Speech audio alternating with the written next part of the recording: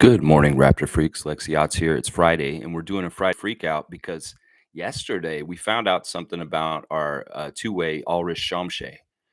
There was a release by the NBA on their NBA.com website under a thing called, I forget what it's called, Small Village, Big Dreams. It was like Born and Bred is what it's called. And it's a story about Ulrich and where he comes from in Cameroon. And it's about 22 minutes long. And they had interviews with his family and with him and his brothers and sisters and trainers, his Coach Joe, who discovered him. And it really kind of gave you more real like visuals and stories about his origins. And it's very interesting. In fact, we found out in that little clip, the 22-minute clip, that Shamshad is actually from royalty in his region in Cameroon. That his mother is the daughter of royalty, and that he has a direct lineage to the royal family in the village that he is from in Cameroon. That he is considered a prince. I'm not lying. That he is seriously considered a prince. He was joking around in the clip saying that you better respect me because I am a prince.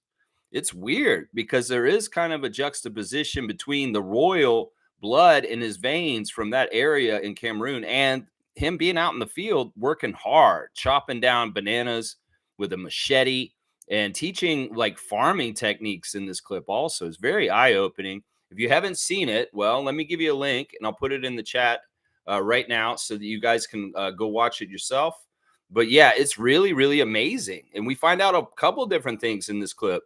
We also find out that Shamshad's father died when he was very, very young, and that he never actually knew his blood father. That his uncle has been the father figure for Ulrich Shamshad most of this time, and that in some ways his father figure, being his uncle, was really good because he was there to take up in the absence of his biological father the proper kind of like guardianship as far as like, he was saying things like, I don't mind if Ulrich goes and plays basketball, but he better stay in school, and he can't play basketball if he doesn't get good grades, And in some ways, this guy said also in this clip that you raise children to be a good, productive people for society in the world out there. And that's what he wants. He wants to raise Shamshad in a way that he will be helpful and useful to the world. And if his tool is basketball, so be it. Let him go forth into this big wide world and use his skills, his gifts in the world in the basketball sense. Very, very cool clip. Very, very eye-opening. Made us all very excited. We were talking a lot about it in the Raptor Freak chat on Facebook after we found it yesterday. Thank you to Bryce Lawson for posting that clip first. And it's a good clip when like 4 people posted in our Facebook chat. Carlo, I saw you post it. Trevor J posted it also. Yeah. So, I mean, it's amazing. It's must watch for any Raptor fan that wants to get ready for the season and get excited. And you'll see, I mean, there's an interesting thing about Shamshad. He's only 18, but he's kind of got a maturity to him, but he's also got a playfulness. He's got a very interesting curiosity about the world outside of his small village in Cameroon, but also at the same time, a very strong grounding from those times also. I was thinking about this yesterday. Shamshad, you're coming to Canada, but in some ways you're coming to the NBA, coming to America. Now, let's be like Prince Hakeem and hold the values that Prince Hakeem, Eddie Murphy's character, had in that movie, and stay true to yourself and what your goals are and what you're trying to do on this continent. Don't be like Semi.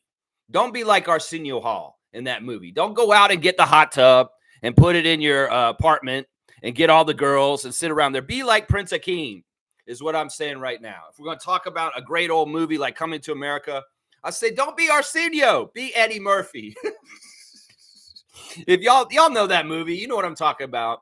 Yeah, don't get caught up in the glitz and the glamour like Arsenio Hall's character did in that movie because he lost the message.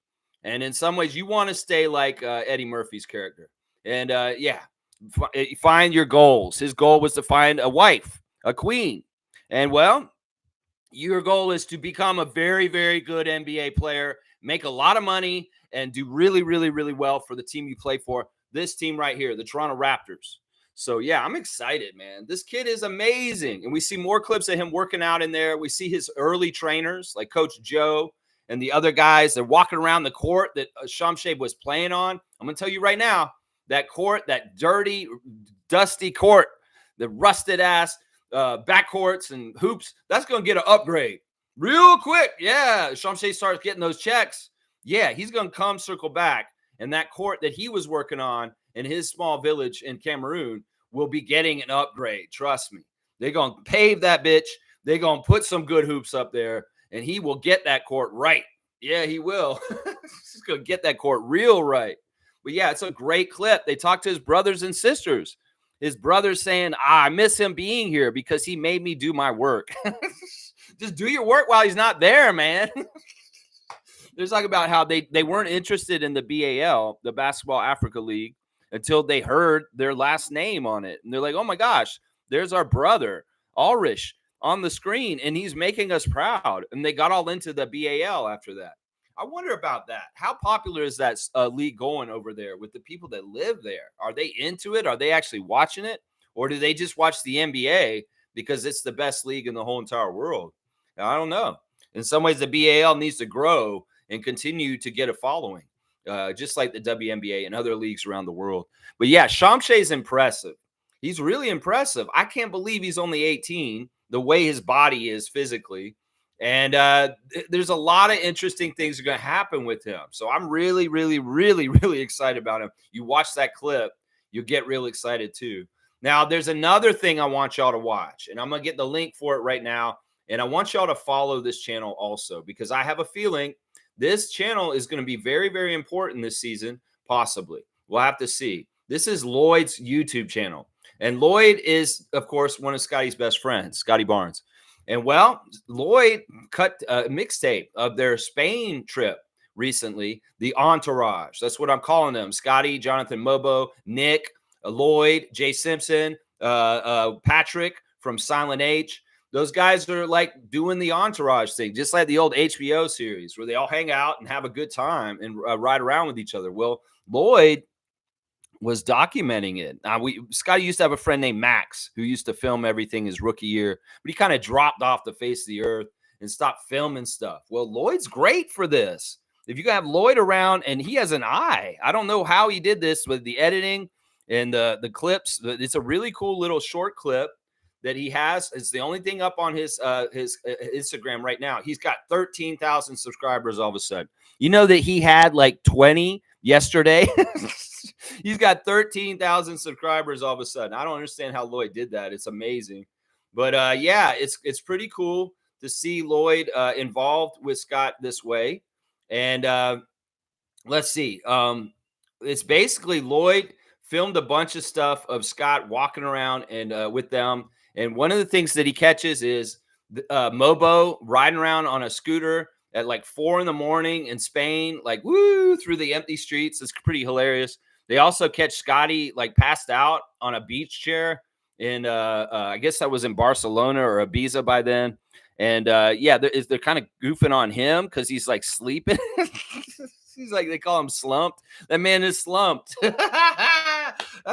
It's just a fun little like edited clip of their trip to Spain, being a friend group and the fun stuff they were doing. And it's haphazard. It's cut really weird. It's a weird edit, but it's fun and it works. And there's all kinds of cool little effects that Lloyd did to it to make it really cool. It's very artistic. And I think it's awesome. I hope that you do more of these. What about Lloyd? Because seriously, you have a talent. And I want to see more edited, chopped up stuff from the Scotty Barnes, Jonathan Mobo entourage.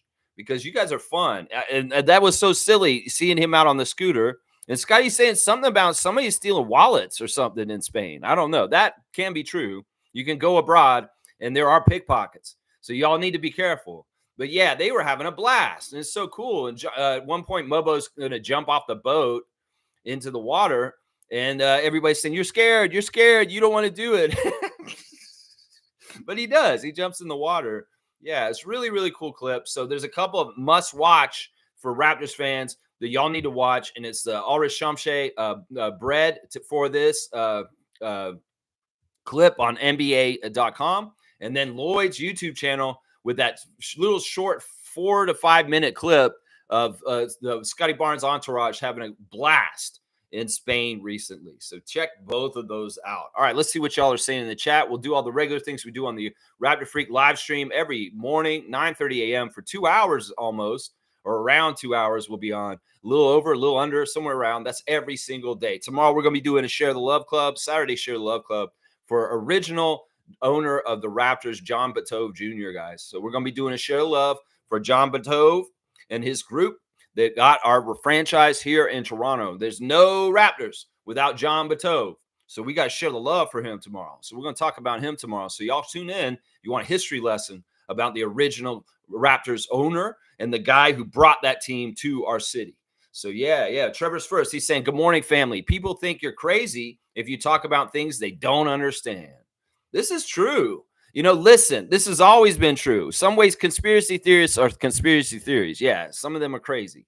But there are some of these people that are saying some stuff that is true and that it comes around and they're validated in redemption for I told y'all 30 years ago, but y'all thought I was crazy.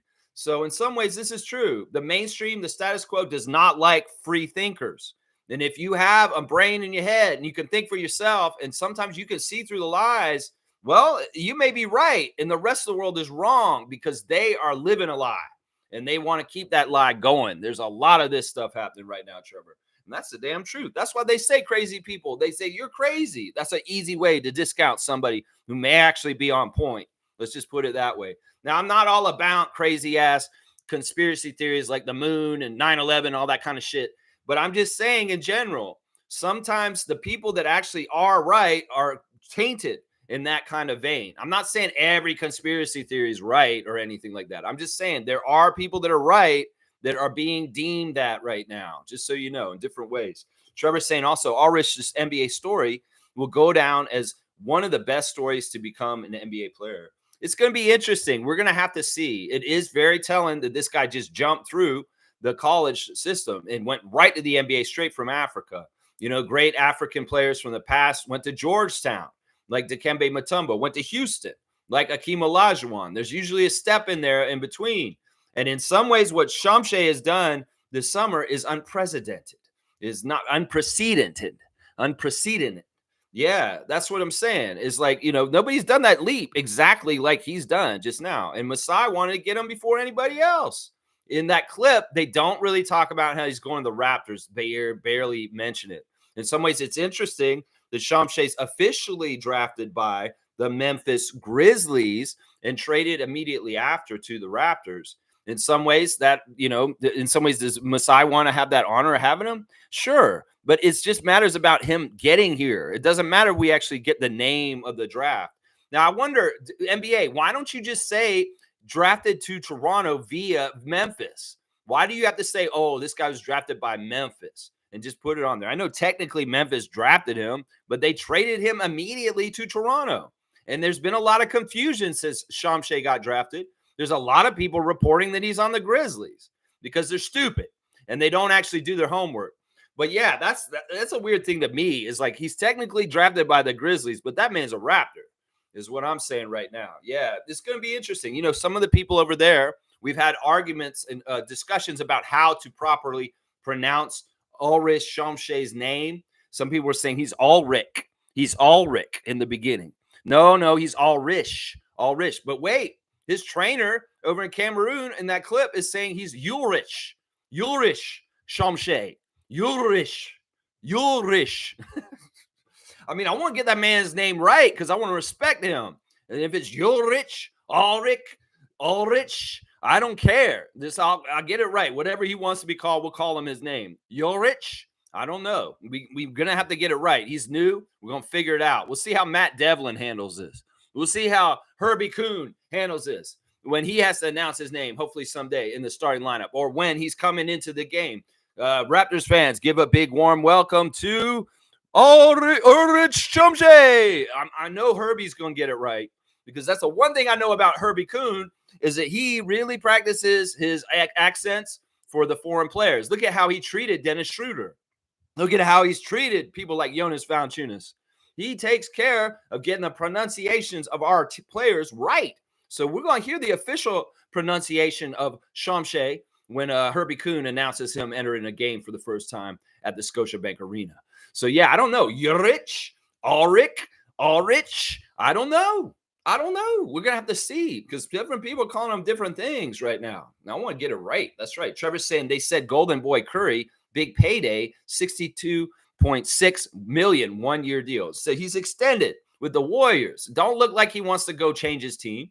Maybe he's going the way of guys like Larry Bird, Reggie Miller, John Stockton, one-team player.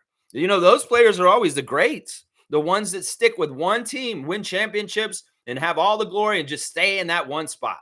In some ways, I commend him. That's really hard to do in this day and age in the NBA with so much transition from team to team, different people getting traded, people wanting opportunities in other places. The fact that Steph Curry may end up playing his whole entire career as a Golden State Warrior is a huge achievement in the modern day NBA. So, hey, whatever. Warriors, you're going to pay him that much? Yeah. I wonder how good y'all will be this year. I have no idea. But in some ways, listen, that's what happens. You cycle through great eras and, you know, you have to start over. And in some ways, the Warriors are exactly at that spot. That's right. Kareem saying that, Trevor, humans fear what they don't understand and hate what they can't conquer. It's just the theory of man. Wow, this is crazy. No, it is true. The most basis of emotions and drive for people is fear. It's fear. And this is what they're utilizing in politics right now. In some ways, they want you to fear immigrants. They want you to fear crime. They want you to fear trans people. They want you to fear gay people. I want to tell people right now that if you're afraid of people right now, get over yourself. That's just you being manipulated right now. If you're really that afraid of trans people, if you're really that afraid of immigrants, what the hell? Unless it's something right in your face every single day, it's not something you should probably be fearing because there's big corporations, there's right-wing people paying a lot of money to put a lot of fear-mongering out there right now. And they know that the basis of motivators can be fear because you're so scared. You're self-sufficient. You want to be survival mode because, oh, they're coming to take our jobs. They're doing this. They're doing that. Oh, see, they just want you to be afraid. And a lot of big, huge corporations have spent a lot of money flooding social media and advertising to make you afraid. So are you going to be sheep? You're going to be a hook, line, and sinker? Oh, I'm afraid. I'm going to follow what they're saying because that's what you're doing when you get all afraid of that kind of stuff. Don't go with the party of fear. Go with the party of hope. Go with the party that's trying to build something. Instead of use your basis emotions of fear against you. You're being paid, bought and paid for if you go in that direction. The biggest companies in the world are paying social media and people to make you afraid so that you will vote because you're afraid. You want to be afraid? You go ahead and hook, line, and sinker on that shit. But you don't have to be. You can vote for yourself on your own mind and what you care about, your principles, and vote for freedom. Because some ways, if you're going to vote out of fear, you've already lost. You've already lost. So you want to be afraid of things? You go ahead. But you've been bought and paid for by the biggest corporations in this continent. And that's who they want. Because they're going to say that certain candidates are bad for you and their fear, you should be afraid of them because those are the candidates that are going to come and make them pay their fair share of taxes. Those are the candidates that are going to make them take inflation down on prices. Those are the candidates that are going to bust up monopolies and stop these food companies from raising the grocery prices that are just crazy prices. That's why they pay so much money to these other people to make you afraid so that you're scared and you hate these people. That's the whole mechanism right there. So you want to be a sheep and be bought and paid for by the corporate forces out there that tell you you should be afraid of things? You're pathetic then. Vote with your heart. Vote with your conscience. Vote for the people that are going to come and get our fair share from the big mega corporations that are raking us over the coals economically.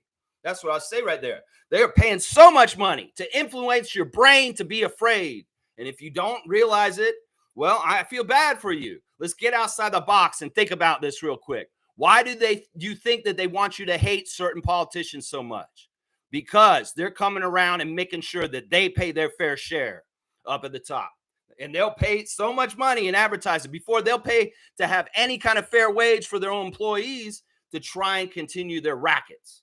So yeah, you want to be on the side of the corporations? Go to the fear then, motherfuckers. Go to the fear then if you're so afraid.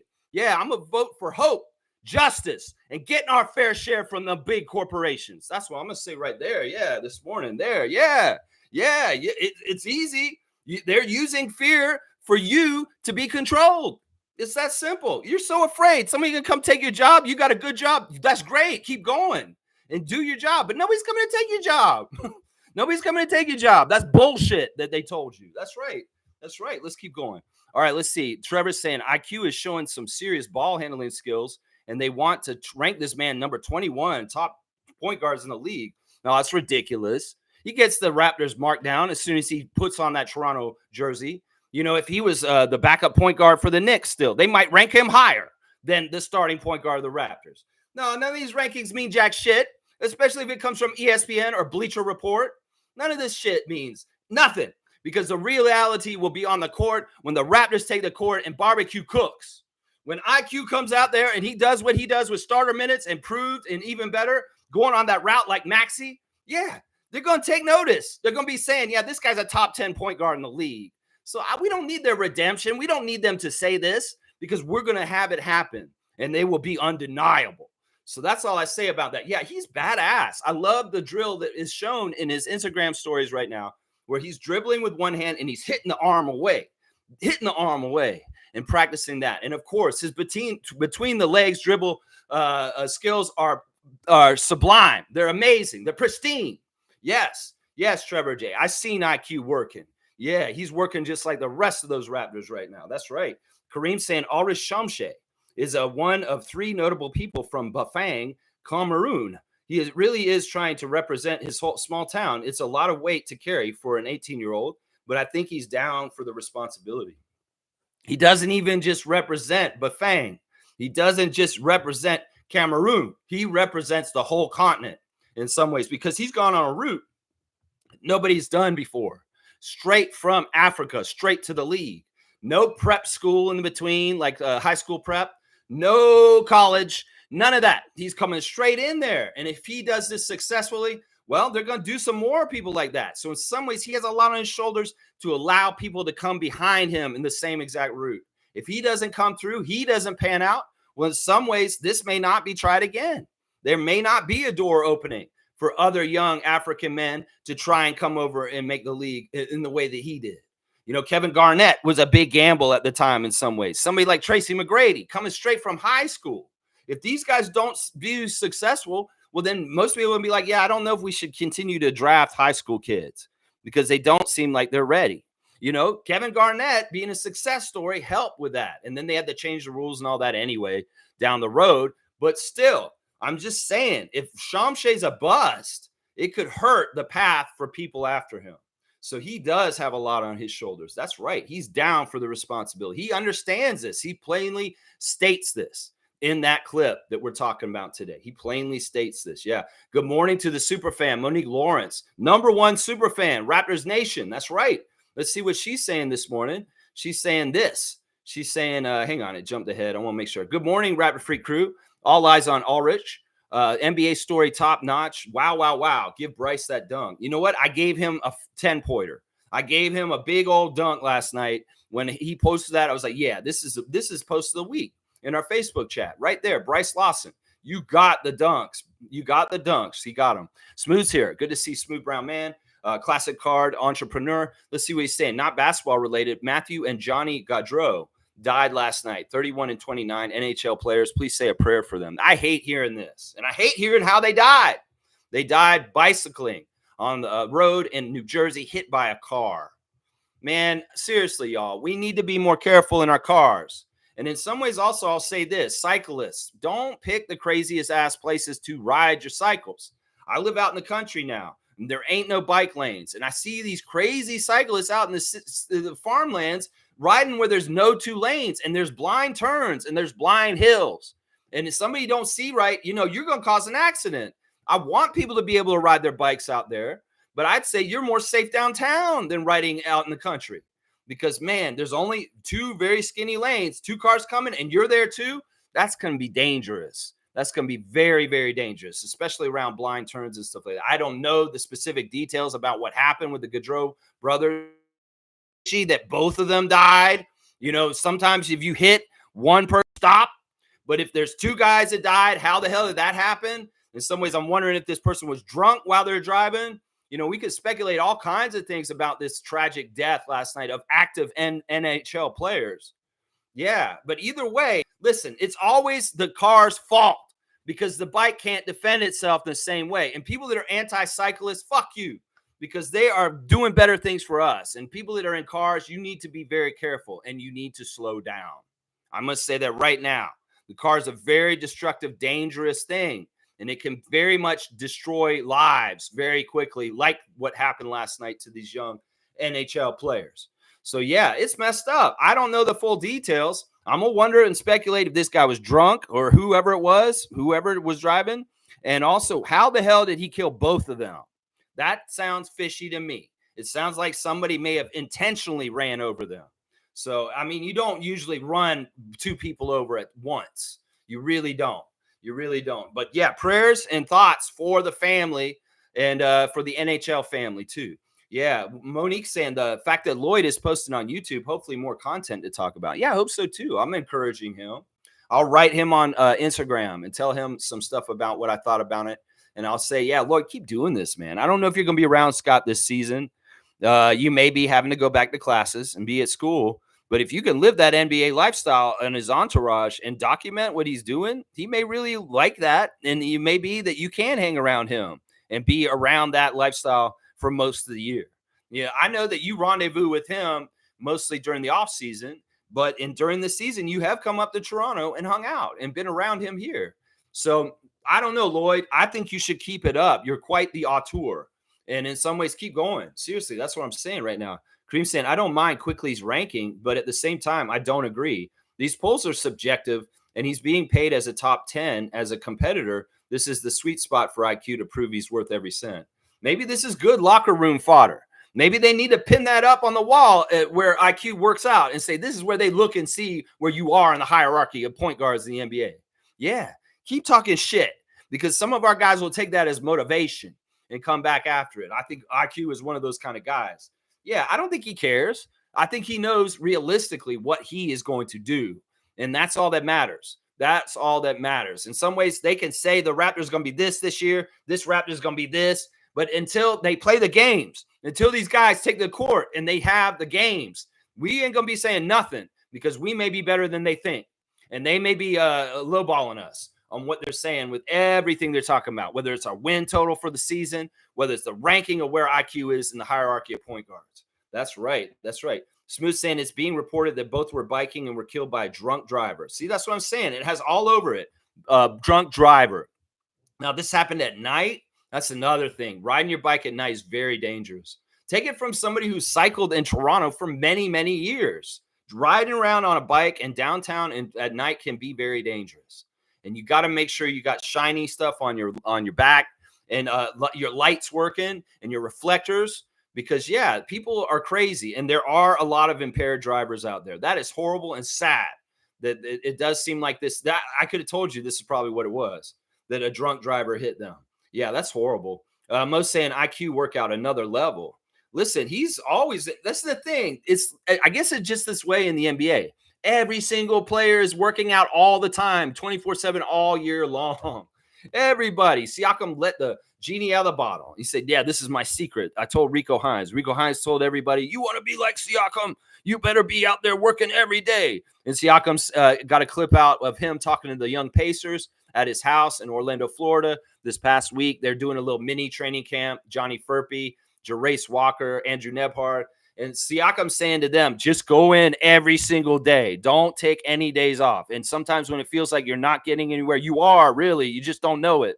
And just keep going. It may seem like, I'm not getting anywhere. Just keep going. Just trust me. You'll keep going. So, yeah, Siakam being a great mentor to those young Pacers down there at his place, his residence, his home court in Orlando.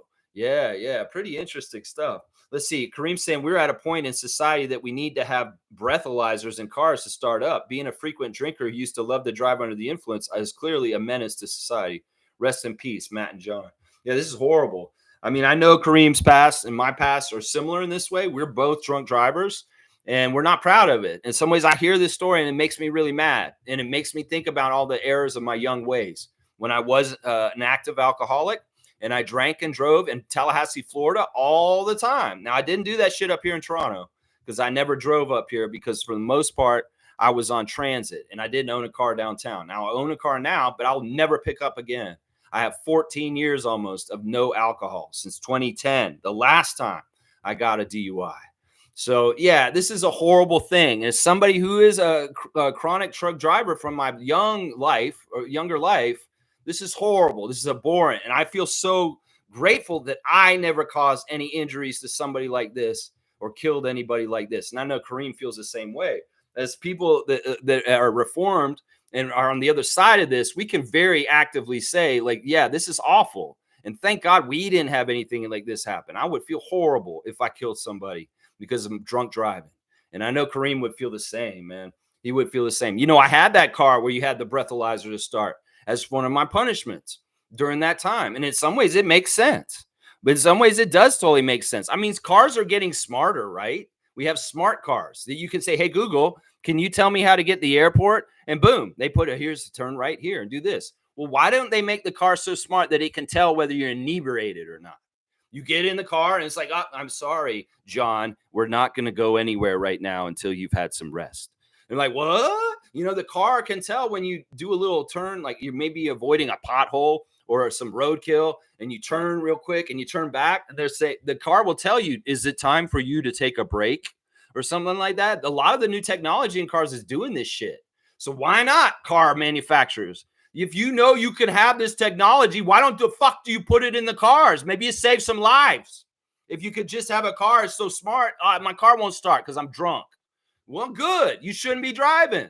You know, some people would be like, no, what is there, a lobby like the NRA for people with guns, for the drunk drivers? There's mad, and then there's the people that are the drunk drivers. No, you can't do this to us with the cars. We want the right to drunk drive if we want to. No, bullshit. You should have this. You should have this. The car's already yelling at you if you don't have your seatbelt on. So why can't the car tell you I'm not starting? Why can't Knight Rider Kit say, I'm sorry, Michael, but you've had too many champagnes. You can't drive, David Hasselhoff. I'm sorry. Your car told you not to. I mean, that would make sense to me, right? Seriously. In some ways, people say, that's anti-freedom. I don't want my car telling me I can't drink and drive. Save some lives. How about that? There you go. There you go. Fiercey's here. Good morning, fam, and happy Friday. Send in my sympathies to the family of the two brothers. Yeah, that's awful, especially since they're like high-profile, famous athletes, and it's cut down like that. It's just tragedy. In some ways, this is, you know, putting out the word. This is a horrible epidemic of a problem. Drunk driving kills people in Ontario all the time. Horrible, horrible stories of people speeding and driving like maniacs, and then a family's dead and something like that. A minivan gets hit, and it's an intersection. It's really, really bad shit. Really, really bad. Ulrich was truly a hidden gem. So looking forward to seeing him play. Messiah is amazing. Yeah. Yeah. It's like, look, he drafted a big man from Cameroon and his heart is having problems. Well, let's go back to the cupboard and let's go look for another big man from Cameroon, Shamshad. It's like, I can't have Koloko. Well, I'm going to have Ulrich instead. You know, Masai really is kind of like Cameroon's my spot. You know, I had such success. The crown jewel of my success in the NBA as a GM is Pascal Siakam. As he said, Pascal's success is his success. And he's damn right. Well, he wants to replicate that shit by getting the next Cameroonian to build up and make into an all-star, an amazing player, just like he did with Siakam. And I think Shamshad has the goods. I think he does. Yeah. In some ways, it'd be awesome to get Koloko back. Speaking of these guys, let's do the Instagram stories real quick, because honestly, Koloko's in there. Let's talk about what he's saying real quick. First, we got Garrett Temple. He's got a photo collage of what's been 6 pics before the summer ends. I see his dad. I see his wife. I see his kids. I see the family of Garrett Temple is beautiful, and they are just living that wholesome, amazing life. He's an amazing person. Garrett Temple, I'm so proud and happy that you're still on the Raptors. Seriously. Davion Mitchell's back in Baylor, baby. He's putting the ball on the court in his Baylor colors of yellow and green. And he's also got a picture that Jamal Shed took of him in Spain. And he's reposting that also. Shed posting a bunch of his teammates in different places. We got Jonas Valanciunas, and he's reposting Lucas Nogueira. Bebe has posted a picture of Lucas, Bruno, and Jonas. And he's talking about big science in 2014. And I guess Jonas is feeling nostalgic because he's posted a Raptors picture of him with Bruno and Bebe, the Killer Bees from Brazil at that time. Yeah, we think about where Caboclo is at this point. Yeah, and Bebe, he was in the CBL in recent years. He was actually playing in the CBL like in the last 2 or 3 years. And, we always wish well to our former Raptors, whether it's Big Science, whether it's Bebe, whether it's Bruno. Yeah. Slim Duck is actually, this is really interesting. Slim Duck has actually posted an Instagram story of his son. This is very interesting. I have not seen Chris's son until today. And he's on the floor playing basketball. They're playing that song. He's playing basketball. But yeah, there's Chris's toddler son on his Instagram story. So you want to see Chris Boucher's son? He's revealing him to the public for the first time right now. Norman Powell is in Hawaii, guys. The Clippers will be doing their training camp in Hawaii, and he's already there scouting it out at the Rainbow Warriors Arena. And he's saying, yeah, guys, Clippers are coming to Hawaii. I want y'all to be ready for us to come and support us. The LA Clippers training camp in Hawaii coming up real soon. So Norman's living that charm life. He's all over the place. He's in Hawaii right now. That's right. Let's see what else we got here. There's Emmanuel. There's that clip of him doing the crazy dribbling and doing all the drills and stuff like that. Yeah, Emmanuel's a top-notch guard. His ball handling is supreme. His speed is supreme. His shooting supreme. He's got all kinds of great attributes as a point guard, and I'm excited to see him not only score, but also get the dimes. That's something that he was very proud of when he showed up at the Raptors, is he's saying, I was known as a scorer off the bench for the Knicks, but I really am a true point guard, and I'm all about getting those assists too. So I'm really excited to see him broaden his horizons and show more and more the playmaker he is, because that's important. Miles Burns is telling people that he's open for training before he starts his season. He's got a little bit of time before training camp, and if people want to catch up with him and come into the gym, he'll work with them. And he's saying he'll work with all ages. You don't have to be an adult. If you're a child, boy or girl, it doesn't matter. Miles Burns is available in his area to go and work out with him and train with him right now. So he's telling everybody that on his Instagram stories right now. DJ Carton getting his hair cut, and it's looking all ploofy and floofy on the top there. Yeah, good cut by DJ. Nice and floofy and poofy on the top. Wubbs getting his picture of Shed, posting it. Him in Spain. Jacoby Walter standing by a gate, a very nice ornate gate in Spain. Lloyd posting Jonathan Mobo with soccer player Vinny Jr., getting a jersey from him, little jersey given to Jonathan Mobo. Of course, Lloyd is in the entourage. He's documenting now. And there's the clip of that I was talking about earlier. It's in Lloyd's Instagram stories if you want to find the link to his YouTube channel. And that man is getting more and more subscriptions by the minute. There's Shamshad posted, reposting Koloko. Koloko posted Ulrich Shamshad's background story that we're talking about today, the 22-minute clip from yesterday. Christian Koloko found it, and he's posting his Cameroonian brother on there. As far as he's saying, yeah, check out Ulrich. He's coming up. And in some ways, I want to know what's going on with you, Koloko. What the hell have they decided with you? Nobody said nothing yet. And I'm telling you, if they don't say anything soon, I'm going to think your career is over, because this is crazy. They should have already made a decision on whether you can play in the NBA or not. And the fact that this is taking so long, Christian Koloko, I'm very, very worried that you will not play again in the NBA, because it shouldn't take this long. Seriously. But Shamshad is showing the love for Koloko, posting him. Scotty Barnes showing pictures of Jay Nathan and him working at pin down, getting in stretches.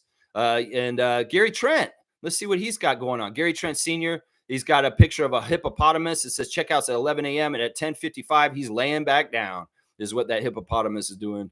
Also, he's got Lil Man is him, and this little guy's running. He's a running back on football, and he just knocked over the defensive guys. He's just nailing them out of the way, and he runs right in for a touchdown. That's pretty cool. He's got the rules of a Virgo. 9 interesting facts about Virgo. I won't go over them all. He's a very proud Virgo. There's Gary Trent Sr. posting old Ric Flair clips again. the one rich uncle who's always spoiling his nieces and nephews. And it's basically, this is a clip where Ric Flair, he's got a pile of money in front of him, and he's getting interviewed by Tony Schiavone on the old Saturday night show on TBS at like 6 p.m., 7 p.m. And Rick is basically telling Tony in this clip, your suit is garbage. Here is like $1,000, and I want you to go buy a new suit because you're pathetic. It's so awesome. It's so awesome. I love wrestling. And then there's like this clip of this lady jumping off a roof onto a trampoline, trying to jump into a pool, and she totally fails and hits her face on the front of the pool. It's really, really crazy. And it says what it feels like to top your drive on a reachable par 4. And then this is what else Gary's saying. He's saying, I'm thinking about maybe I should start telling people different stories about my life. So when they get together and gossip about me, they end up arguing. Gary's so awesome. Gary Trent Sr. And also there's something about a referee. See, this is the main reason I didn't become a referee, because if somebody gets bodied, I'm back in fan mode. And then this crazy white guy is doing some crazy breakdancing, and Gary thinks it's absolutely amazing. So yeah, there's okay. Grady's back in Kansas, back on a Kansas Jayhawk court is what I see there. Siakam showing more clips of him in the workouts with his teammates in on Indiana. All kinds of artistic pictures that Siakam's putting on his Instagram as always. Precious did a radio show back in Nigeria. He's talking to the local radio station, talking about probably about What If Unlimited and other things and his career in the NBA and such. So yeah, that's pretty cool. And then we got Amari Moore, and he's taking a challenge, everybody. He's saying if you're on Madden 25, he wants you to drop your ats. So if you want to try and lose to him. So he's looking for competition, and he's throwing down the gauntlet. So if you play Madden, you could maybe play Amari Moore. You just got to find him on there because he's looking for people to play. There's your Instagram stories for today. Just a little heads up on what the Raptors are doing through their Instagram stories. Really, really cool stuff to see. Koloko celebrating Shamshad and his background story. Really good stuff there. Yeah, really, really good stuff. Yeah. Let's see what else you guys are saying here. Cowboys here. Good morning, Lex and Raptor Freaks. Good morning to you, Canadian Cowboy. Always good to see Bradley in the chat. Kaz is here. Good morning, Kaz. Good morning to you. Always good to see you a lot lately, man. Cool Cat saying, good morning, Raptor Freak crew. Love to see Shamshad getting recognized at the NBA level. Culture is the root of perception. For example, farming is result of land ownership and feeding others. It does not mean poor. Yeah, I totally agree with this. You know, some of the most wealthy people that live around me have huge farms for sure. No, I agree with this. And also, you know, you can look at where they live. Like if you watch that clip and you see the house that Ulrich's family is in, you're going to be like, that's not a very nice house. Their clothing is not very nice. But it's a different kind of thing. It's a different kind of culture. In some ways, it's utility. And it's not necessarily about like impressing others or having the newest clothes or this kind of shit. It's if it works, if it ain't broke, don't fix it. And I really applaud that kind of mentality because in some ways we have an age of consumerism over here where everything has to be bought over and over again. And there's a lot of throwing out bullshit and plastic items and stuff that we don't need to. So like an agrarian society, like the one that Shamshad comes from in Cameroon is in some ways respectable to me because they get a lot of use out of everything. Trust me. I got an old Spurs starter jacket that I've had since 1992 that I still wear to this day, an old school Spurs jacket. It's like one of the most value things I've ever bought. Did I need to go buy a new jacket? I bought new jackets since, but that jacket's still my best jacket, like 32 years later. So I'm just saying, you know, you can get use out of things. And in some ways, you know, they always say this, the people that are flashing all the bling and the rings and the money, well, they're not as rich as the person that didn't spend the money on that and is just wearing normal clothes. Sometimes the most wealthy people wear the most humble clothing, and you wouldn't even realize that this person is like, their net worth is way higher than yours because they're not out showing it off in some ways. So there's definitely perception and different things with this, for sure. Carlos saying Prince Ulrich. That's right. Thank you for posting the clip in there also, Carlo, in the Facebook chat. Yeah, Prince Ulrich. Yeah, Prince Hakeem. It's going to be cool. I mean, seriously, I wonder if he'll get crap from his teammates for this. In some ways, he's probably already learned how to deal with this. One of the things I've noticed about Shamshad is he's very playful. and he really enjoys interacting with his teammates. There's been some clips recently where there was one clip where he's trying snacks, South African snacks, and he's like kind of being domineering. He's kind of like, no, you don't get the chip. I decide. And then he like hands one little chip to the guy next to him. Yeah, you try it now. He's like really controlling in that clip about how they take the snacks. And the guy, he actually hits the guy's hand away at one point. It's really funny. If you can find that clip, it's hilarious. Check out Ulrich Shamshad and a couple of his friends from Basketball Africa League Academy trying South African treats. Is kind of, I think that's the clip, something like that. It's pretty funny. Fiercely saying, yes, and Monique, IQ's workout he posted yesterday was fire. I forwarded it to my daughters, who's also a point guard, watching the handles, quickness, how to attack against others. Very nice. Yeah, there's some good fundamentals you can visually see in there. Yeah, that's great for Fiercely Salsera Jr. and her basketball career. Is that he's a great player for her to emulate as a point guard. For sure. Yeah, Kareem saying Kamshe's nickname is now Prince or Soul Glow. Soul Glow, you gonna really do that to him? Just let your soul glow. Yeah, he can sing. Yeah, that guy can sing. I love in that movie how Arsenio and Eddie did like so many characters. They're like in the barbershop. They're like all over the place in that movie. Like even Eddie's playing the old Jewish guy in the barbershop too. You like put the makeup on and he's doing like a Jewish accent. Yeah, Coming to America is such a classic, such an underrated comedy classic. And it needs to be more put on blast. I think people respect it, and it has a really good following to this day. And I love how some of the Raptors people have been characters from Coming to America at Halloween parties in recent years. So, yeah, I mean, it's hard not to make the Coming to America comparison now that we know that Shamshad is a prince. Cool guys saying Basketball Africa League is a small league still. There are billions of people in the African continent, and football is the soul of the continent. Yeah. In some ways, they got to get it. They're not as interested in watching basketball as they are soccer over there.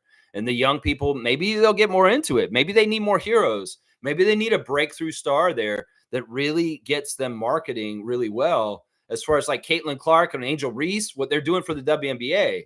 If they could get somebody who's really charismatic or interesting or dominating or really, really good in that league, maybe it could get more of the local attention, because I don't know if it's doing as well as it could be with the local market over there with people going to it. And I think that is part of it right there, is that in some ways it's a football continent. It's very much about the kicking of the soccer ball.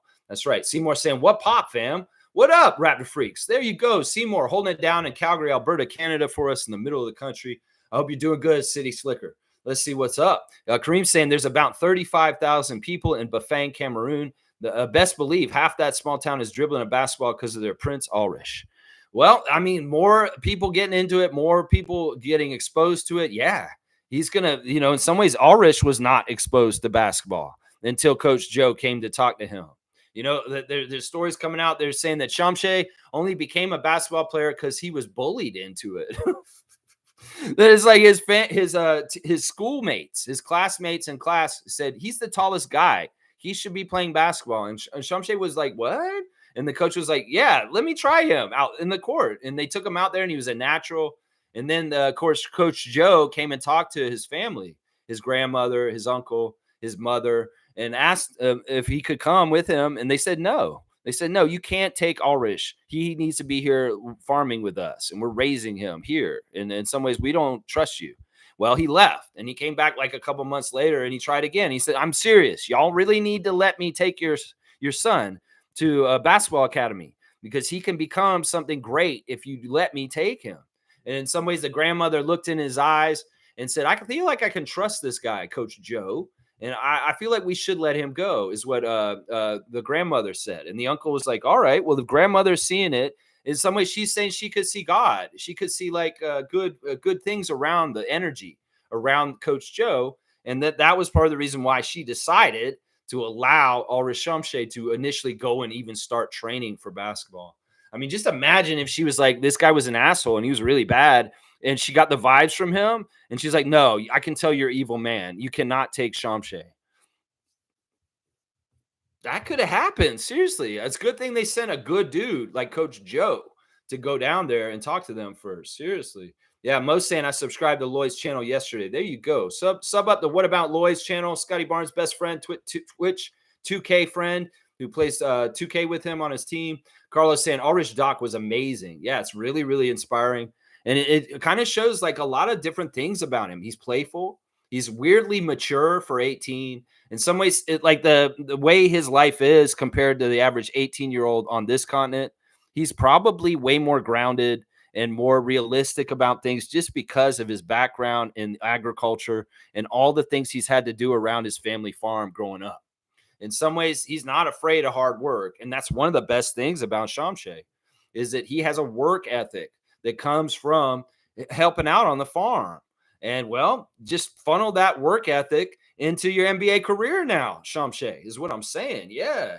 Yeah, Tommy Dookie's here. Tommy holding it down in Victoria, British Columbia on the Raptor Freaks channel. West Coast Raptor Freak president. Let's see what Tommy's saying this morning.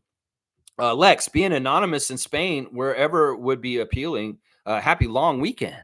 Yeah, I don't know how anonymous Scotty is there. You know, I'm sure that he was seen in the streets of Spain in the last month, and people were like, Scotty Barnes, Scotty Barnes. I'll bet you people recognize him.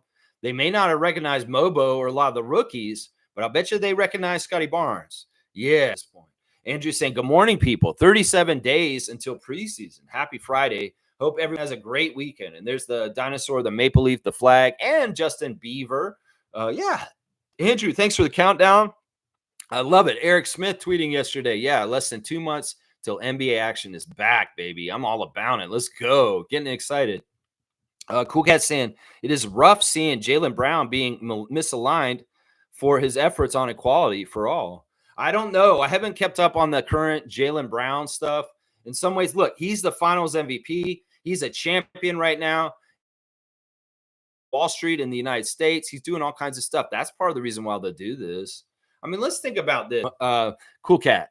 I hate to say this, but I feel like this is true. Anytime they can take a successful black man down for whatever kind of scandal. Now, there could be their white equivalent, and they'll look the other way and even protect them and look away. But if you look at the history of people like Bill Cosby, not saying he didn't do anything wrong because he did, Kobe Bryant, Tiger Woods, anybody who's a high level, Michael Jackson, there are people that are racist, white supremacists that will take down big name African-American stars in different realms. And in some ways, if they get that juicy scandal, they will go right in after them. Now, if they have their equivalent of a white person, sometimes they may get protected and covered up and hush, and people are paid off for that shit to go away. And that's the scary thing about this world in some ways, is that like in some ways you may be partly because of that. And Jaylen Brown, this may be part of it because he's trying to do something for black people with Black Wall Street. Well, in some ways, people that are not about that are hateful and racist. Well, they may put a target on Jaylen Brown and come after him in certain ways, is what I'm saying. Yeah, Fiercely saying, thank you for the daily countdown, Andrew. Yeah, thank you, Andrew. I'm going to give you a dunk for being consistent with this, Andrew. So now you're at 42. You got Jakob's old number, my guy. You got the old Jakob number. That's right. Tommy's saying, Andrew, 100%. Love it. Good work. Yeah. Cool Cat's saying it's pronounced Ulrich. Ulrich. Yeah, I mean, that's what they were saying over there, Coach Joe. So, yeah, Ulrich.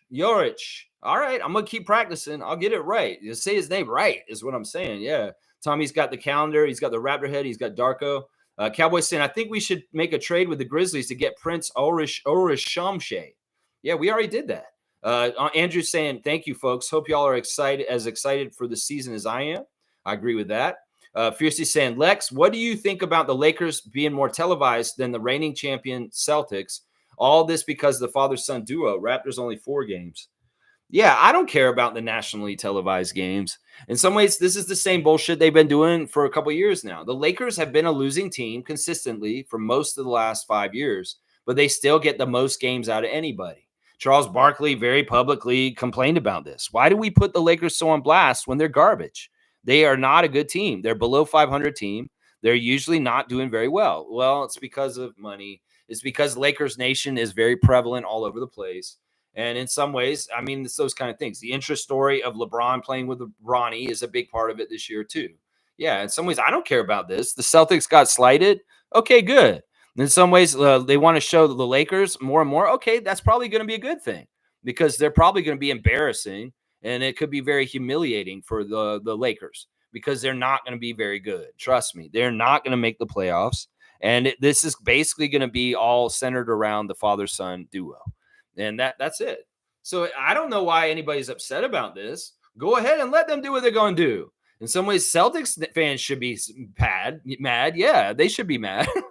In some ways, I don't care about our national televised games because I'll tell you what, I don't want us on national television right now while we're working out the kinks, while we're getting better, while we're rebuilding. In some ways, that's what pushes all these weird things in the way that people think down there. Often we have a nationally televised game and we get our ass beat. And that's what makes the perception of people down there to think, oh, the Raptors just suck. Because we finally get on national television, and for some reason, somehow, there could be a ref hit job. There could be some sort of scheduling thing that's going to make us look bad no matter what. And that happens. And that's why casual fans down there think this certain ways about the Raptors. We're not ready. We're a work in progress. So less national televised games this season's good because they don't need to see us while we're working behind the scenes. And let us get better up here and they don't have to pay attention. And when we come back up and we're ready again, we'll get those nationally televised games. But in some ways, I don't want them to see our work while we're doing it. In some ways, I have no problem with how many we get. And in some ways, I love that they gave the Lakers more than the Celtics. In some ways, that's a butthurt Laker nation all mad because they're keeping track of how many total championships those two teams have. And now the Celtics are up by 1. Yeah, Lakers don't like that. They don't like that at all. Yeah, Mo's saying, thanks for putting John Bateau's Share the Love Club. I know it means a lot to us. Yeah, in some ways, reading Alex Wong's book, Prehistoric, and understanding more just how key and fundamentally important he was to the Raptors even existing, we are going to put this on blast tomorrow, 9:30 a.m. Share the love for the Batove group, John Batove Jr. Specifically. So, yeah, we're going to do that. We're going to make sure some credit is and love is given to the guy who really helped us land our team. And in some ways, he only was around for 1 year. That's the craziest thing about it. So, yeah, we got to share the love for him. Infamous is saying, salute, freaks. Just like the reps, Dems are trying to keep is fear police. Just like the I don't know what you're saying there. They're trying to keep is a fear police and just theater of the world stage. Both of them are full of shit. Well, there's a false equivalency there right now. I'm serious right now. There's a false equivalency there. If you really think both parties are both equally bad, you're wrong, Infamous. I'm going to say this over and over again. One party wants a dictatorship. One party wants to have like a king. One party wants to restrict women's access to their health choices. One party wants to use their own police and military against people that may protest. There's very different differences. Trust me. And they're paying money to make you think that they're the equal. So once again, I'll get back to what I was saying. There's a very, very rich class that are funneling tons and tons of money into politics and advertising. And they're paying to make you think that both the parties are the same. So you got bought and paid for, just as I said earlier, just like the fear mongering. Well, the fear mongering is one side of it, and the false equivalency is another.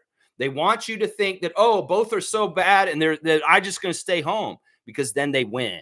So they fooled you into thinking that the two parties are the same. They paid a lot of money for you to think that, just so you know.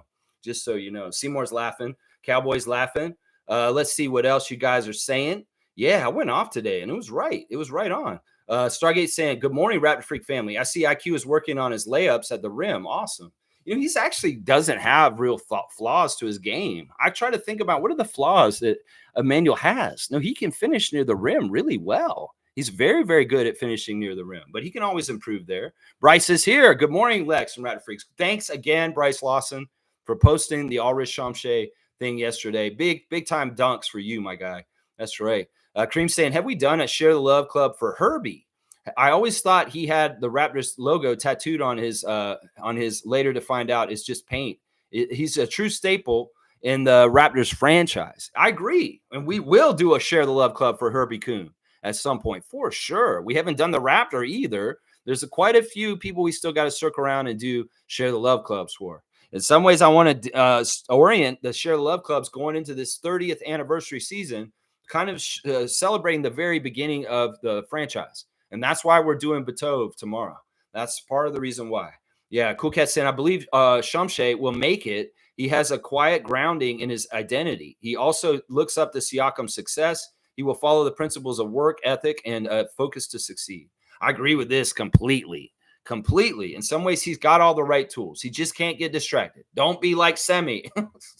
Don't get distracted. Stay on task, Ulrich. Yeah. Infamous saying, rest in peace to the family. That's truly sad.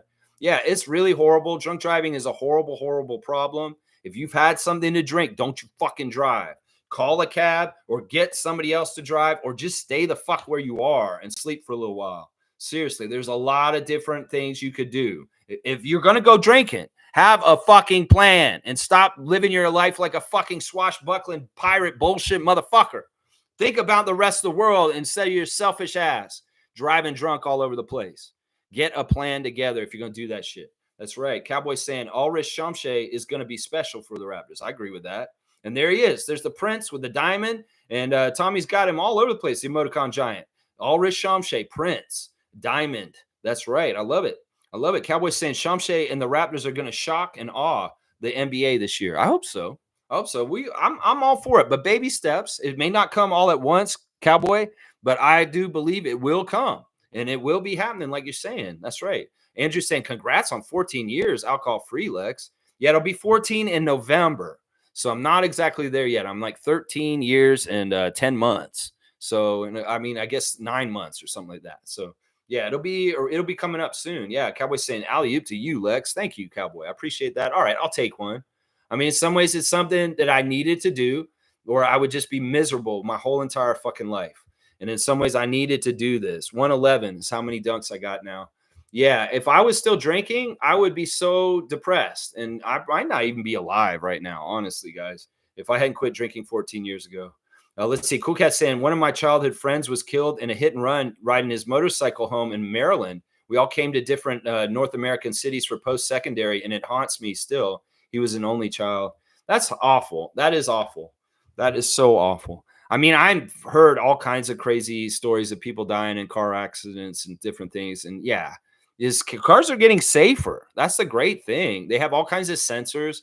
Cars these days will actually stop right before you're going to hit something because they can sense it and they'll override you driving and they'll stop. Like if you start to go off to the shoulder, it will like beep, beep, and it'll hold you on the line because it can read it now. The self-driving car and cars can be safer and safer as life goes on.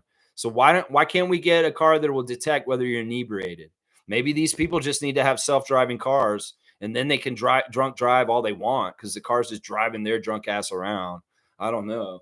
Yeah, Andrew's saying, I found IQ is an underrated rebounder for being a small guard too. Yes, Andrew, I want to give you a dunk for this. Recognizing IQ's triple double threat, because that's really what this is, Andrew. There were oftentimes last year where IQ was flirting with triple doubles, and it's partly because he's such a good rebounder for a guard. You've got 43 dunks. You've got the Siakam number right now, man. Yeah, he is totally an underrated rebounder. I love that you brought that up. Most saying Lex, Stephen Curry did say he was going to do some amount of season as his dad, if you recall. I remember well. What? I don't understand what you're saying. You're saying that Steph Curry's going to play for the same amount of seasons in his career as his dad did? Oh, okay. I've never heard that. In some ways, okay.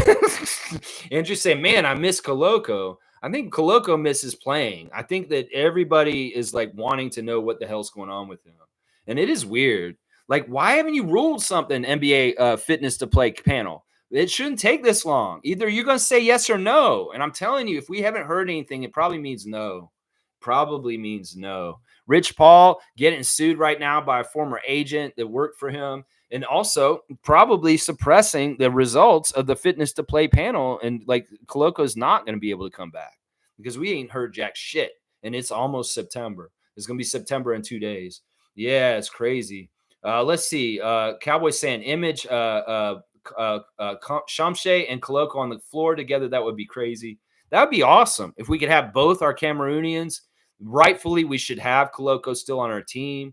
But, man, if we had Twin Towers with Christian and Ulrich, I would be all about that. I would be all about that. Yeah, the rim protection would be scary. Yeah, one on each side. And yeah, a lot of ground to cover, and they're very nimble, long arm people. So they can really cover a lot. San Antonio's got Wemby. Well, if we had those two Cameroonians, it'd be probably very similar. Like nobody wants to come in there. I mean, that's part of the effect of what Koloko did for us in his rookie year was people started like, no, I'm not going that way because Koloko's there. Kind of like how people have to treat Wemby right now.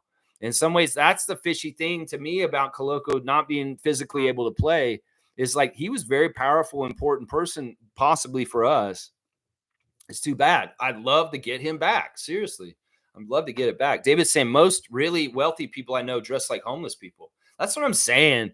That's what I'm saying. David's exactly right. People that have money, they're not spending it on just trying to impress other people. They have it hidden away. In some ways, you don't want to be a target. You're wearing all this flashy jewelry. Somebody gonna rob you. In some ways, that's the smart thing that really, really rich people understand is they're not showing it off and not putting it in everybody's faces. David is here. So let's do the classic card of the day. 10:14 is the time on the chat where he came in. So let's see what's up and see. All right, first person to name this card, full name, don't half-ass it, will get okay, yeah, this is weird because that doesn't look like who I thought that was. We'll get trivia points added to your Raptor Freak trivia score. Actually, this one's in a plastic sleeve, so it's a taken care of card. This may be a little tough. I didn't think this was who it was when I first saw it. I thought it was a different player, but who is that, guys? Who is that? Can y'all tell who that is? On this classic card of the day. Classic card of the day. Is he playing a Raptor? No, he's not. That's that looks like those are all-star jerseys. All right, so who is that, guys? Can you tell? Because it's a little tough. We'll have to see. Who's going to get the classic card of the day points for today? I would bring it closer, but I feel like it'd get too easy if I bring it too close to you guys. Let's see. No guesses yet. So we'll have to see what y'all think about this here. Who do you think that is? No guesses. Nobody has an idea. It's an all-star card. You can kind of see his number. His number is a good clue. If you know that number and you know who wore that number, who was pretty famous for it. But yeah, nobody's taking a guess. I want just one stab in the dark here. It's kind of like, give me one guess and I'll give you a clue and we'll go from there. But I like to see at least one clue. I mean, one guess before I give too many clues here, guys. Come on, guys. Somebody's got to have at least one guess here. Seriously now. Nobody knows what this is. I'm not going to show you the back because the back will just give it away immediately. This front picture is a little bit confusing, and that's why you guys aren't getting it. That's Porter at the bottom there, obviously. It's Terry Porter. So that kind of gives you a time frame right there. If you know who Terry Porter is, formerly of the Portland Trail Blazers. Michael Finley. Okay, Carlo, thanks for guessing one. This is before Michael Finley. So this is before that. Peter says Bernard Sampson. Bernard Sampson? Who's that? It's like he mashed up Bernard King and Ralph Sampson. Buck Williams. That's the best guess so far because he's got the flat top like Buck used to have. But that is not Buck Williams. He's looking as strong as Buck, too. He plays a similar position to Buck. Maybe the 3. He's more a 3 than a 4. Buck Williams was a 4, but that's the best guess right there. Smooth. Let me bring it up closer. That might give it away right there. Let's see. Can you tell from his face? This is a weird card because it doesn't really look like him in some ways. It's a weird card. But yeah, nobody's figuring this out. You guys don't know that number? That famous number? He's probably the most famous player to wear that number, honestly, in the history of the NBA. As far as to me, if I think of that number, he's the one I think of. So nobody's getting this. This is weird, man. This is not normal. I'm going to put it up as close as possible. And you're still not. There we go. Smooth finally got it. Yeah, number 21 is Dominique Wilkins, guys. This is a Dominique Wilkins card, and it's an all-star card from Utah. And yeah, that's Terry Porter, and that's Dominique Wilkins. He's just looking a little heavy. And his face looks like he's got like it doesn't totally look like him in the face, but that is him. So Smooth getting a tough classic card. I didn't think it would be that tough, but yeah, Fleer all-star card of Dominique Wilkins. There you go, David. You can give us the points as you wish. If he's not going to do it, there you go. 50 points, man. You could do better than that. That was struggling. That took so long. I'm like, Trevor's saying Michael Porter Jr. is saying that money almost honestly sometimes makes it a little bit harder to enjoy the game. Yeah, I would agree with that. I mean, well, who's saying this? He's an idiot. This guy who's saying this. What is making it hard to enjoy the game is all your brothers are in jail, you idiot. Seriously. All your brothers are in jail. 2 of them for drunk driving, a problem we're talking about today, and one of them for being a degenerate gambler. So yeah, Michael Porter Jr., you're saying this is what makes it hard to enjoy the game? You idiot. Your family is a bunch of idiots and losers. That's what I say right there. Cowboys saying, thank you, Coach Joe. Thank you, Coach Joe. Oh, Coach Joe that found Shamshad. Yeah. Andrew saying, when Arish was drafted, he looked at Joe and said in English, I'm going to make Masai proud. Yeah, I love that part of it. Seriously. He doesn't really call Masai. He calls him the president. He calls him the president. Like he very much calls him that. Oh, I will talk to the president and I'll see what the president's saying. Yeah, yeah. Carlos saying, yeah, something tells me that selling eggs to eat is something that will keep you grounded. Yeah, that whole story about him, Carlo, thank you for bringing this up, that apparently Shamshad and his brother had got sent to another village far away, and they had to sell a complete tray of eggs for them to be able to eat. Now, I was windowing this, and I was saying, all right, they didn't sell any eggs. They went to the community, and nobody was interested in their eggs, so they came back. Well, why wouldn't the grandmother or the family say, well, why don't you eat the eggs instead? So it's like, you didn't sell them, so you get to eat them, Shamshad, but you only get to eat eggs. That's it. But they didn't get to eat. That was the whole rule. If you don't sell a plate of eggs, Ulrich, you don't get to eat when you come home. That's messed up. That's messed up. But in some ways, it didn't hurt him. He still growed up real big. They talked about him being a little skinny baby. It's like his body, he came out, he was so skinny, but he was very handsome. And when his grandmother said that, Ulrich said, oh, thank you so much. You're so kind. You're saying me that I'm handsome. But then they said that baby grew and grew and grew. And it was like, holy crap, this baby's so big now, this young man, this young boy. Yeah, yeah. Very interesting stuff about Shamshad we found out yesterday. Selling eggs. And you don't sell the eggs, you don't get to eat. And that's what it is. Yeah, David's dapping, appreciative, dap. Carlos saying, man, I wish this would happen in Asia. We need more Asians too in the NBA. Yeah, I mean, listen, there probably is a pipeline coming. You got to think about the Philippines. There's a lot of people that are very passionate about basketball there, and there will be more Kai Sotos. There will be more of that. Maybe I can witness this shit that in some ways they're holding the door on Soto to not get drafted in the NBA. I thought Kai Soto would have gotten drafted the last couple of years, but he has not been touched in any kind of way. Why is that? What are you doing, NBA?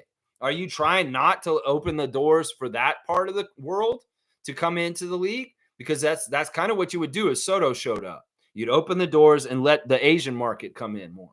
In some ways, okay, Japanese guys, you come on in, Yuta. You come on in. No, they're not bringing in hardly any Chinese guys anymore. There used to be some Chinese players coming to the league, but I don't see very many these days. And what about Philippines?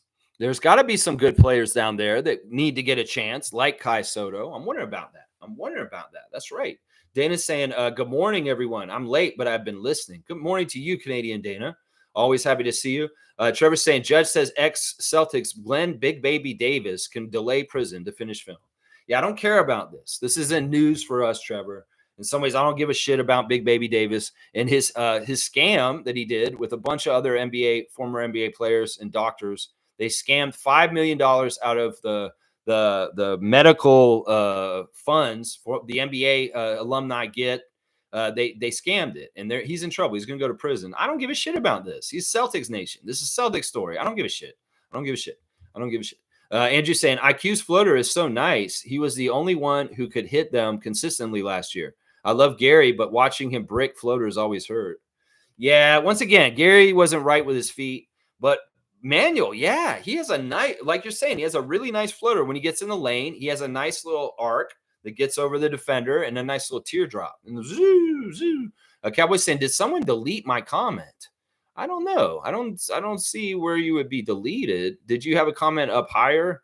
Because I don't see it. I don't see an extra comment that I don't. I read all of your comments that I think I can see. Let's see. Fiercely saying, I have to give it to Koloko. He's extremely supportive of his fellow Cameroonians, whichever sport they practice. I've noticed this about Shamshad too. He's totally putting on blast all kinds of players from Africa in different places, whether they're in college, whether they're still back in the BAL, whether it's Siakam, whether it's Koloko, he's doing it too. So there really is like, he's not like one of these people that believes in scarcity mindset. It's like, oh, I better get mine and just worry about me. No, he wants everybody to come and get a chance. And he's not threatened by them. In some ways, there's more strength in that than living in a life of fear. That's the problem. Some people have scarcity mindset. And they think, oh, there's not enough in this world. I have to hide and skate and hold it and be a miser and like not let anybody get anything good because, oh, it's taken away from me. No, we should have abundance mindset because there's so much for everybody and everybody can be taken care of and do well. That's the thing that's destroying society today is they've got us all thinking scarcity mindset when in some ways it's manufactured scarcity. There's more than enough. We have abundance. It's just that there's capitalists that are monopolizing certain things like housing and food, and that makes the scarcity problems happen. There shouldn't be this kind of shit happening for basic human functioning things you need, like shelter and food. They shouldn't be doing this shit. They could do this shit to water too. Like, what is this fucking world? Can't we just be human beings and try and live our lives? No, we have to be subjugated to psychopaths that want to wring every dollar out of us. And like whether they're buying up all the housing and driving up the market prices, whether they're monopolizing the meat, the bread, and the vegetables in our grocery store and driving the prices up there. That's what I'm saying. Get more self-sufficient and take care of yourself and have an abundance mindset. And you'll do better in your life. Trust me, you will. You will. That's right. That's right. Let's see. All right. Good job getting Dominique Wilkins smooth. Finally got it, which was good. And Carlos saying, exactly, Lex. Haha. MPJ is an idiot. Yeah. Yeah. That's what his takeaway is. The money is not easy sometimes. Oh, my gosh. They're very low IQ family. Let's just put it that way. Cool Cat saying, I heard Sudanese are the tallest people on earth. The Olympic South Sudan team were tall. Can you imagine a team full of taller players? That'd be awesome. That'd be awesome. And like G said, we're worried that part of the problem with what they're doing with Rwanda and what they're talking about right now, the Congress people, is they're trying to shut the door because they saw South Sudan coming up real quick, really fast in the basketball stage in the Olympics. And in some ways, they're worried about the future here. In some ways, they want the power and the money, and they want to have the stranglehold on things. It was the USA, France, whatever. You know, in some ways, they're going to hold back Canada because they're worried about us getting more of a slice of the pie economically and basketball kind of ways. You know, it's crazy. So I don't know. We'll have to see. South Sudan's on their way up. Africa as a continent is on its way up. Let's see if they try and stop it. Let's see if they try and impede it in different really weird, fucked up ways is what I'll say right there. Cowboy saying, later, Lex and Raptor Freaks, have a great and safe day. Cowboy, if there was something you want to say, go ahead and say it, man. I'll love to hear it. Cool Cat saying, I want the BAL League to grow annually and expand to more teams in the African continent to do the same for other regions. So there is multiple NBA leagues around the world, spread the wealth. Exactly. It's only these greedy motherfuckers like Jeff Bezos that want to hoard a bunch of shit fucking money on for themselves. There's way more than enough. If he paid his taxes correctly, there'd be better public funding for things that go towards everybody. But instead, they set up a system where he can just steal and steal and steal at the top. And in some ways, that's wrong. In Trump's years as a president, he gave cash to these people that didn't need it. They became richer than ever in the 4 years of Trump in the pandemic because he cut all these taxes on them and they ballooned how much money they have. And this was all how this all happened. Everybody's complaining about things are worse now. It's because Trump and the conservatives set up rules for corporations to rake us over the coals with rising prices and monopolies. If you have a problem with how much money things cost right now, that's the problem, is there's no price controlling and these monopolistic things. Like the bread company got in trouble. They actually have to pay a huge amount of money because they were found liable in court for price fixing in Canada on the bread prices in conjunction with Galen Weston and the Loblaws company. So I'm telling y'all, if y'all are upset with the politicians for inflation and money and things being harder in your life right now than it was 4 years ago, blame the conservatives. Blame the people that are giving the tax breaks to the corporations and giving them windfalls and allowing them the rules to run us a roughshod in our pocketbooks every single time we go to the grocery store. They're going to tell you it's these people's fault or this people's fault. They distract you from the real problems. And that's the motherfuckers at the top stealing from our pocketbooks. And that's it right there. There you go. Alley-oop to Cool Cat? Yeah, let's give alley-oop to Cool Cat. Why not? Why not? Let's see. Where's Cool Cat? There you go. 99. You're at 99 right now. Let's see. David's saying, moral of the story, steal the fucking bread. Oh, David, you're funny, man. All right, let me see if there's anything else I forgot to do. Leo Routens is saying, give every day the chance to become the most beautiful day of your life. That's a fantastic sentiment right there. I love that so much. That's pretty damn cool. Yeah, let's see what else. We did the Instagram stories. Y'all keep up with your WNBA fantasy teams. We're in the home stretch. We're in the playoffs now. Oh, there's a preseason sweepstakes in connection with Subway. Enter for a chance to win a VIP trip for two to watch the Raptors play preseason action in Montreal against the Washington Wizards. So if you're interested, Subway's got a contest going on where they're going to be getting tickets and a trip to Montreal to go to the preseason game. So maybe you want to check that out. Happy birthday to Trey Johnson. Very briefly, Raptor player in our alumni. So happy birthday, Trey Johnson. Also, check out in the community tab on this channel, the Kensington Variety VIP Club. It's a Friday, a Free Camp Friday. 5 years ago, we're talking about gratitude and who in your life do you have gratitude for? And Stevie Roots makes an appearance on the episode along with the Kensington Psychic. She's on it also. So check out the Kensington Variety VIP Club. Always a ray of sunshine. That's our championship year, and we're celebrating. That's what was going on 5 years ago before the pandemic. You can check it out on that on the community tab. All right, that's pretty much it. I guess I'll be done in about an hour and a half. Yeah, yesterday was Michael Jackson's birthday. Oh, okay, cool. Yeah, I mean, Michael Jackson, in some ways, yeah, he was messed up. He was a weird guy. Yeah, and in some ways, he was also a victim of like abuse in weird ways too. But most saying W stream, W vibes, go Raptors for life. Raptor Free Crew strong. And Cool Cat saying David is cracking me up. I never supported illegal activity before until now. The advocate for stealing the bread. I mean, listen, it depends on where you're at. I say if you're a mom and pop shop, do not steal from them. If this is small business, do not do that. But if it's a very, very big corporation, yeah, go ahead. That's what I would say. Seriously, I would say this. Any place that has self-checkout lanes, maybe you forget to scan a certain item. So what? They don't want to pay somebody to be there? Well, I would say this. I'm not a trained employee to do the job. I may not be very good at the job. Maybe I miss a couple items when I'm going through the self-checkout. Oh, I'll scan this. Scan this. Oh, this is going to get skipped. Scan this. Oh, I'm not very good at my job. I was never trained to be a cashier, checkout person at shop. So why would I be so good at this? Oh, I'm not getting paid here. I'm not very good at the job. So, I'm not going to do the job very well. I'm sorry. Some of the items got missed. In some ways, seriously, if they're going to want us to be the employee, well, what if we're not trained? What if we're not very good at this? Oh, I must have missed a couple items. Oh, you're not going to pay somebody to do the job for you. You want me to do it? Well, what if I'm not very good? That's right. Blackhawk's saying a very, very good alternative is going to the farmer's market. Like out here where I live on the side of the road, there's all kinds of just independent people selling stuff directly from their yard. And I'm like, that's the way to go right there.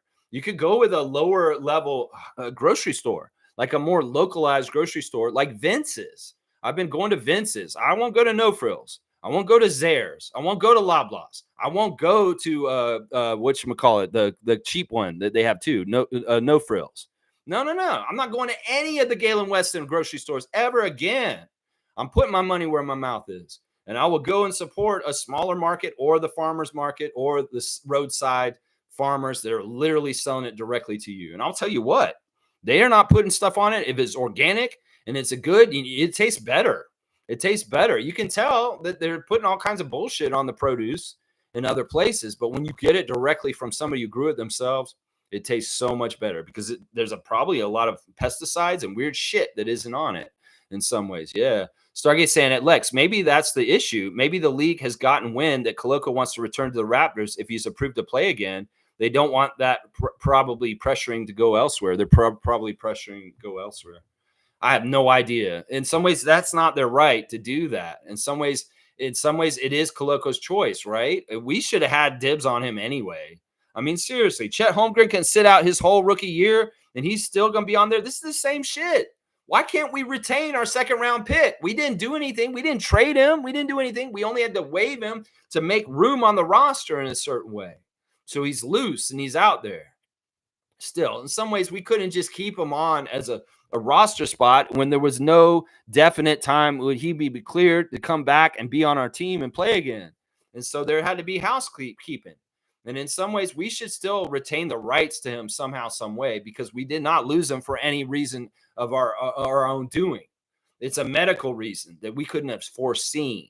And in some ways, the Raptors drafted him the second round. We should have the rights to him still. I think that's only fair.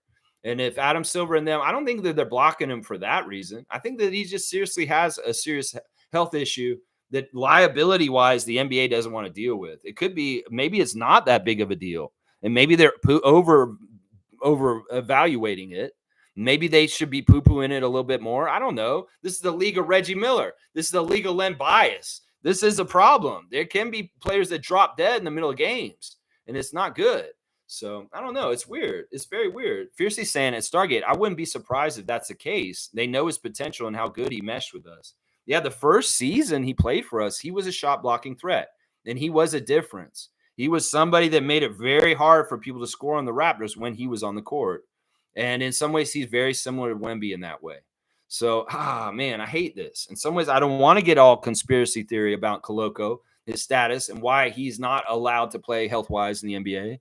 But it's rife with the opportunities to be a little bit questioned about this. And why the fuck is this taking so long? That's right. Blackhawks saying Koloko should have jumped on the CBL if he's healthy, display his playability. It may be legalities. It could be partly that the NBA wouldn't be happy about that. I don't know. We'll see. If they make a ruling and he can't play for them, but the other league up here will, that would be awesome to see him continue. But that may not be what he wants to do. We'll have to see. We'll have to see. Most saying posted the latest Zach interview in the group chat. What? Posted the latest Zach interview in the group chat. Zach. Who's Zach? I don't even know who Zach is. Who are you talking about? Is there a Zach on our team? Who are you talking about, Mo? Zach. Oh, Zach Edey. Yeah, I'm not talking about Zach too much because Zach, in some ways, he's Team Canada, but he's not a Raptor. Yeah, that interview's okay. It's kind of one of these silly city TV kind of interviews. The interviewer doesn't really know much about basketball, so she's kind of just asking half-assed questions, and he's just kind of like saying, "Yeah, I'm excited.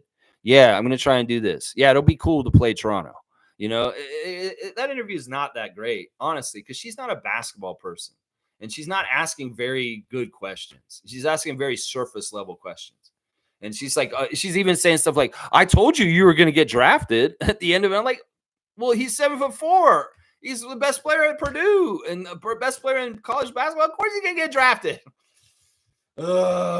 Sometimes when I have like other journalists that aren't involved in sports doing the interviews with the players, it's just not worth listening to because it's all fluff. Is kind of how I look at it. Yeah, Zach Edey. That's right. Yeah, I did watch that interview. It's like I didn't really learn anything from it. Let's just put it that way. I didn't learn anything new from it. That's for sure. All right, y'all. Thanks for watching. Let me get out of here. I'll see y'all tomorrow for a Share the Love Club for John Batove Jr. Yeah, let's share the love for the guy who got the Raptors in Toronto and his forward thinking on how he did it really did make them successful. So I'm going to explain why tomorrow. Yeah. Blackhawks saying, remember our ex-Raptor plays on CBL and NBA. I think his last name was Harris. Yeah, he plays for the Knicks, but he did also play in the CBL a little bit. But I don't think he did this last season. Jaylen Harris. No, he didn't. He did. But there's been a couple guys. Bebe's played in CBL. Of course, whatchamacallit, the rapper guy. He was in the CBL for a little while. Jay, what's his name? I forget his name. Anyway, y'all, thanks for watching. And please like, comment, subscribe, and share. I appreciate all the new subscriptions. I hope that you enjoy the Raptor Freak channel. And yeah, there's different parts of it. They're fun. And some of it, you may be like, I don't want to listen to this part. I'll just skip over it. But if you're not watching me live, it's great to watch me at 1.5 or 1.75 speed. You can still kind of understand me. And the time goes by really, really quickly. So y'all, thanks for the subscriptions, the new subscriptions. And I appreciate everybody watching me. I'll be back tomorrow at 9:30, and we'll share the love for John Patove and Sunday Report on Sunday. So we got always on the grind at the Raptor Freak channel, not taking any days off. It may be a long weekend, and a lot of people are looking forward to this weekend, but Lex is working every single day still. Let's Go!